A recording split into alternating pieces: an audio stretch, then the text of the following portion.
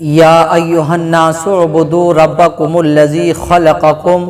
والذین من قبلکم لعلکم تتقون۔ پارہ نمبر 1 آیت نمبر 20 یعنی 20۔ اللہ رب العزت ارشاد فرماتا ہے کہ اے لوگو، اس رب کی عبادت کرو جس نے تم کو پیدا کیا اور تم سے اگلوں کو پیدا کیا، اس امید پر کہ تمہیں پرہیزگاری حاصل ہو جائے، تم متقی بن جاؤ، تم پرہیزگار بن جاؤ۔ عزیزان گرامی، دیکھیے کہ اللہ رب العزت نے نماز پڑھنے کا حکم، اللہ کی عبادت کرنے کا حکم اللہ نے خود اپنی کتاب کے اندر ارشاد فرمایا۔ اللہ رب العزت نے خود ارشاد فرمایا کہ اے لوگو، عبادت کرو اس رب کی جس نے تم کو پیدا کیا۔ عزیزان گرامی، دیکھیے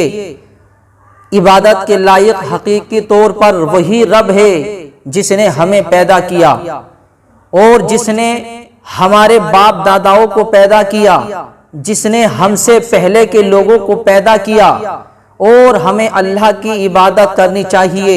اس امید پر کہ ہمیں پرہیزگاری حاصل ہو جائے۔ میرے عزیزوں، ایک بات کو یاد رکھیے کہ ہم عبادت کریں یا نہ کریں، اس میں اللہ کا کوئی فائدہ نہیں۔ اگر عبادت کریں گے تو میرے عزیزوں اس میں ہمارا ہی فائدہ ہے، اور اگر ہم عبادت نہ کریں تو اس میں اللہ کا کوئی نقصان نہیں، بلکہ ہم عبادت نہیں کر رہے ہیں تو میرے عزیزوں ہم اپنے آپ کو نقصان میں ڈال رہے ہیں، کیونکہ ہاں اگر ہم اللہ کی عبادت کرتے ہیں، اگر ہم نماز پڑھتے ہیں تو اس میں ہمارا ہی فائدہ ہے، کیونکہ میرے عزیزوں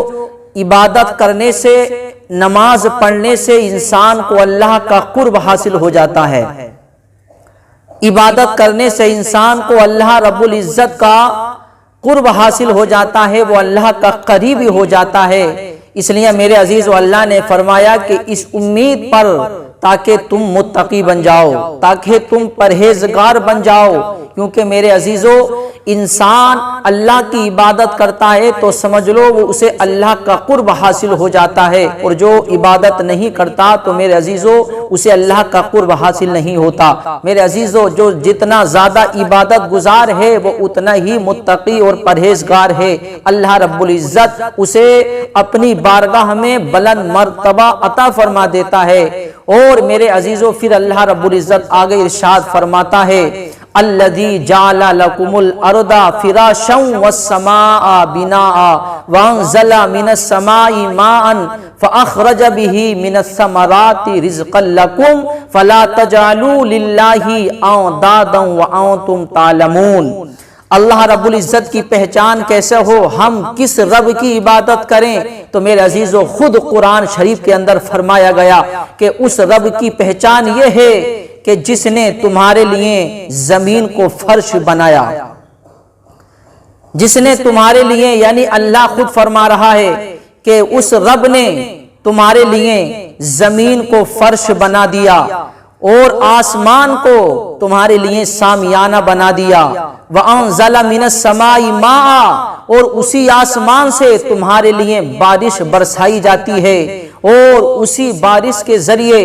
اسی زمین کے ذریعے سے اسی میں سے رنگ برنگ پھل اور پھول کو نکالا جاتا ہے تمہاری غذا کے لیے، تمہارے کھانے کے لیے۔ میرے عزیزو دیکھیے اللہ کی یہ شان ہے، اللہ کی یہ قدرت ہے، اس لیے اللہ نے فرمایا کہ وَأَنزَلَ مِنَ السَّمَاءِ مَاءً فَأَخْرَجَ بِهِ مِنَ الثَّمَرَاتِ رِزْقًا لَكُمْ، اور اسی میں سے تمہارے لیے کھانے کا انتظام کیا جاتا ہے، اسی میں سے تمہیں کھانے کو ملتا ہے۔ فَلَا تَجْعَلُوا لِلَّهِ أَنْدَادًا وَأَنْتُمْ تَعْلَمُونَ، اور جان بوجھ کر اللہ کے برابر کسی کو شریک نہ ٹھہراؤ۔ تو عزیزان گرامی دیکھیے، معلوم ہوا کہ ہمیں اس رب کی عبادت کرنی چاہیے جس نے ہمارے لیے زمین کو فرش بنایا۔ دیکھیے اللہ کی شان و قدرت کیا ہے کہ اللہ نے زمین کو میرے عزیزو اونچا نیچا نہیں بنایا تاکہ انسان چلتے ہوئے ڈگمگائے نہیں، تاکہ زمین کے اوپر اپنا گھر بھی بنائے، اپنا مکان بھی بنائے تو مکان اچھی طریقے سے بنے۔ اس لیے اللہ نے زمین کو بالکل فرش کی طرح بنایا تاکہ انسان کو چلنے میں آسانی ہو۔ انسان کو چلنے میں کوئی پریشانی نہ ہو، اور زمین کو پھر اللہ نے بنایا تو اتنا سخت نہیں بنایا بلکہ ملائم بنایا، بہت ہی نرم بنایا، تاکہ اسے انسان اچھی طریقے سے اس کا کچھ بھی بنا سکے، اسے کھود کر اپنا گھر بھی بنا سکے، اس زمین پر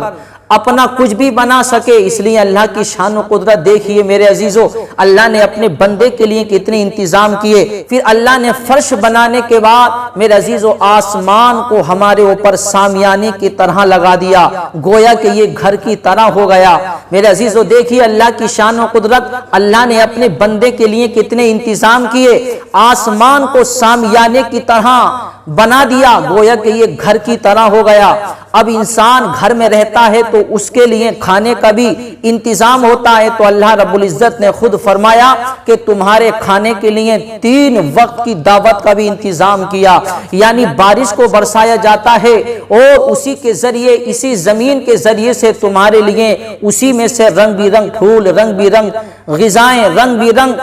کھانے تمہارے لیے آتے ہیں۔ میرے عزیزو دیکھیے اللہ کی شان و قدرت کہ اللہ نے اپنے بندے کو دنیا میں بھیجا تو ایسے نہیں، بلکہ پہلے اس کے لیے اتنے انتظام کیے۔ اللہ کی شان و قدرت دیکھیے میرے عزیزو، زمین ایک ہی ہے لیکن یہاں زمین کی مٹی بھی الگ الگ، ہر کہیں کی مٹی ایک سی نہیں، کہیں کی مٹی کیسی ہے، کہیں کی مٹی کیسی ہے، کہیں پر کچھ چیز زیادہ اگتی ہے، کہیں پر کچھ چیز زیادہ اگتی ہے۔ یہ اللہ کی شان و قدرت، اللہ نے یہ ہر چیز اپنے بندے کے لیے کی ہے۔ میرے عزیزو دیکھیے اللہ رب العزت کی یہ شان و قدرت، پھر اللہ فرما رہا ہے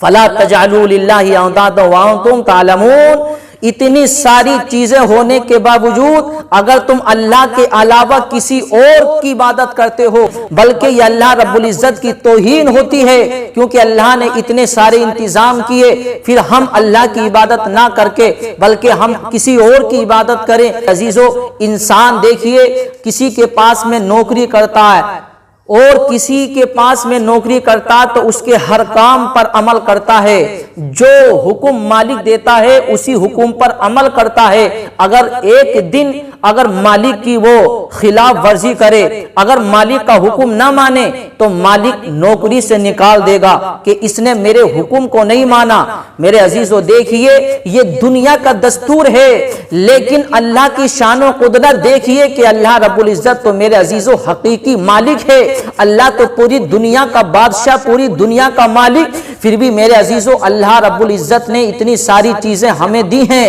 اتنے سارے انتظام ہمارے لیے کیے ہیں، پھر بھی میرے عزیزو ہم اللہ کی عبادت نہیں کرتے، پھر بھی میرے عزیزو ہم اللہ کو راضی نہیں کرتے، پھر بھی اللہ ہمیں کھلا رہا ہے، پھر بھی اللہ ہمیں پلا رہا ہے۔ اور کچھ تو ایسے ہیں میرے عزیزو اللہ کی عبادت نہ کر کے بلکہ میرے عزیزو کسی اور کی عبادت کرتے، پھر بھی اللہ رب العزت کتنا رحیم ہے، اللہ رب العزت کتنا کریم ہے، اللہ رب العزت انہیں بھی کھلا رہا ہے، اللہ انہیں بھی پلا رہا ہے۔ اس لیے میرے عزیزو ہمیں اللہ کی عبادت کرنی چاہیے۔ اللہ رب العزت نے اتنے سارے انتظام ہمارے لیے کیے ہیں تو یہ حق بنتا ہے ہمارا کہ ہم اللہ کی عبادت کریں، اپنے رب کو راضی کریں۔ اور میرے عزیزو واقعی میں حقیقی عبادت کے لائق پروردگار عالم ہی ہے، دنیا کا مالک پروردگار عالم ہی ہے۔ اللہ رب العزت کی عبادت کیجئے، اپنے رب کو راضی کیجئے، کیونکہ جو اللہ کی عبادت کرتا ہے، جو پروردگار عالم کو راضی کرتا ہے تو میرے عزیزو اسے اللہ کا قرب حاصل ہوتا ہے، وہ اللہ کا اتنا قریب ہو جاتا ہے، اتنا قریب ہو جاتا ہے۔ جو اللہ کی عبادت کرتا ہے سچے دل سے تو میرے عزیزو پھر اس کی زبان سے جو بھی نکلتا ہے اللہ اس کو پورا کر دیتا ہے۔